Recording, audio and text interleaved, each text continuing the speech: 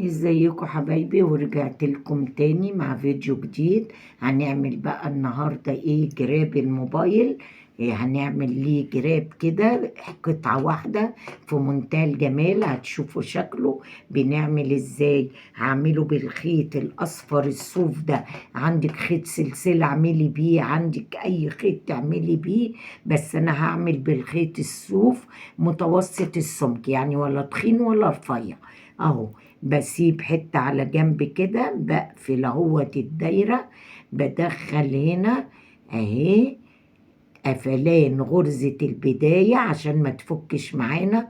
هعمل معاكم، هو المفروض اعمل ب2 بس انا هعمل ب3.5 عشان ايه؟ تبلكوا الغرزة بس وانا بعملها، بس انت اعملي ب2.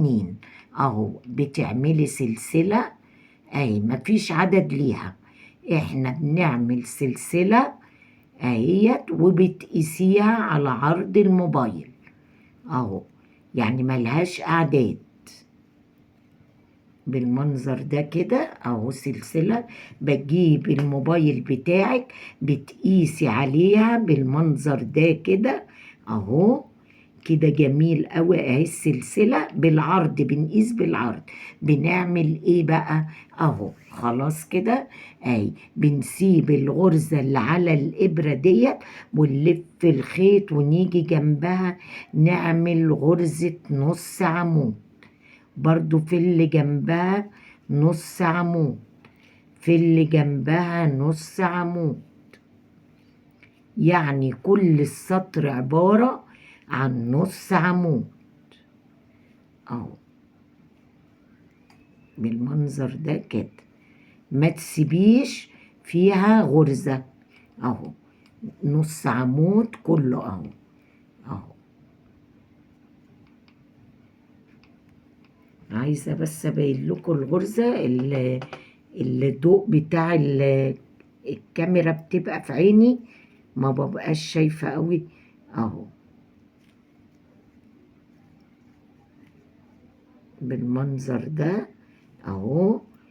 كل غرزة اهي نص عمود اهو لاخر السطر، عبارة عن سلسلة، وبتقعدي تقيسيها على الموبايل بتاعك وتحشيها اول سطر بنص عمود اهو.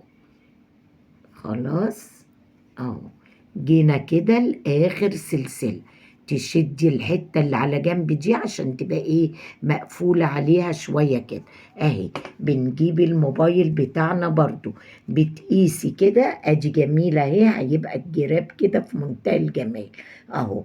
طبعا بنعمله قطعة واحدة. خلاص بعمل ايه؟ بطلع 2 سلسلة. خلاص بلف الشغل بتاعي، في أول سلسلة هعمل نص عمود، تاني سلسلة نص عمود، عادي بقى فوق كل نص عمود نص عمود اهو.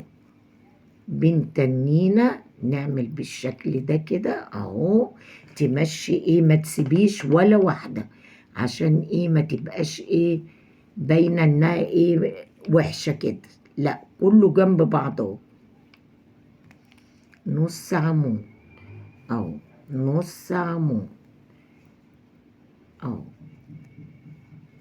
في ناس بيعملوا في العمود الامامي والعمود الخلفي، يعني عايزه تعملي في الامامي اعملي، عايزه تعملي في الخلفي اعملي، بس انا واخده ايه؟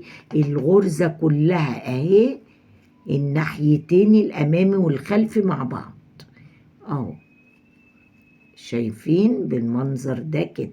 جيت لاخر اهي عمود، نص عمود، عملت عمود اهو بالمنظر ده كده زي ما احنا ماشيين اهو. بتنك تجيبي الموبايل بتاعك كل شوية، بس طبعا انت لسه بتعملي كام سطر، بنقفل لغاية هنا مثلا كده، بنعملها بالايه؟ بالنص عمود دوت. هطلع برضو 2 سلسلة اهي، تلاقي السلسلة عملت معاكي فكيها تاني واعملي اهي. بتسيبي طبعا دي، بنيجي هنا في التانية على طول عشان احنا طلعنا اهو نص عمود بالمنظر ده كده، نص عمود. في ناس بتعملها غرزة حشو، بس ايه انا بلاقي النص عمود ايه يعني اكبر شوية كده، غرزة الحشو بتدوخك شوية. وبرضو في ناس بتعمله بالعمود، بس طبعا عشان ايه النص عمود بيبقى ماسك نفسه شوية عن العمود الايه الطويل. باخد فوق كل غرزة عمود نص عمود، فوق كل عمود نص عمود. هنا جينا للأخيرة بعمل نص عمود اهي بالمنظر ده كده. بصوا لما بنحطه بقى بيبقى شكله في منتهى الجمال. طبعا احنا لسه بنكمل بالتنك اهي لغاية هنا كده، حتى اهي العلامة الدورية دي بتعملي لغاية عنده كده. طبعا لسه معانا ادي برضو 2 سلسلة بتلف الشغل بتاعك اهي نص عمود اهو، نص عمود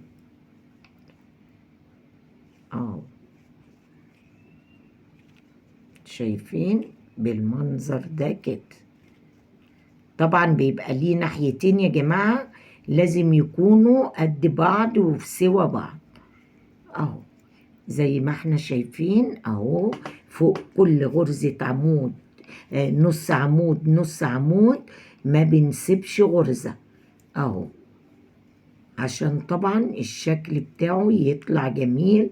عايزة تعمليه بغرزة الحشو زي ما انا قلت اعمليه براحتك، بس انا لاقيه ان النص عمود اجمل 100 مرة من ايه من غرزة الحشو. في الغرزة الاخيرة دي بتبقى ايه يعني في الاخر خالص، ما تنسيهاش ما تنسيهاش اهو. بطلع 2 سلسلة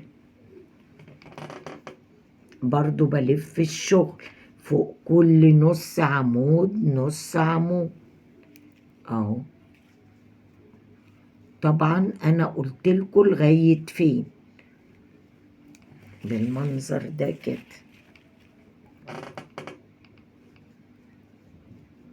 اهو. فوق كل نص عمود نص عمود بالشكل الجميل ده. بصوا بتبقى جميل جميل الجراب الصوف او في السلسله، خيط السلسله برضو يا جماعه اللي الجربه بتاعته بتبقى في منتهى الجمال.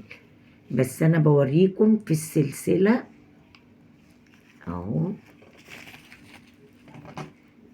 اهي.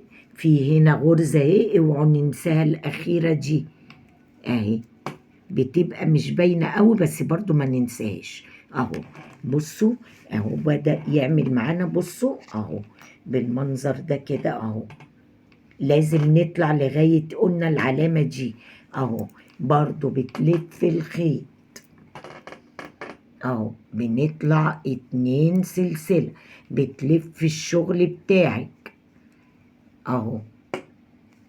طبعا بقى سهل معانا قوي ان احنا ايه نشتغله اهو، ما فيهوش اي حاجه، بس انا عايزاه قطعه واحده. طبعا برضو وممكن هنعمل عليه لما يخلص معايا وش دبدوب عصفورة، اي اكسسوارات بنعملها عليها بالمنظر اللي احنا ايه بنعمله اهو اهو. شايفين طبعا انا ايه اهو تفرديه كده اهو بالمنظر ده كده. بصي جميل جدا. اما تعملي الناحية التانية برضو وتشبكيهم في بعض هتلاقيه على قد الموبايل بالظبط. طبعا زي ما قلنا هنعمله لغاية فوق هنا، لغاية الدايرة ديت. ما تعمليش تاني لفوق، عشان فوق دي هنعمل حاجة تانية.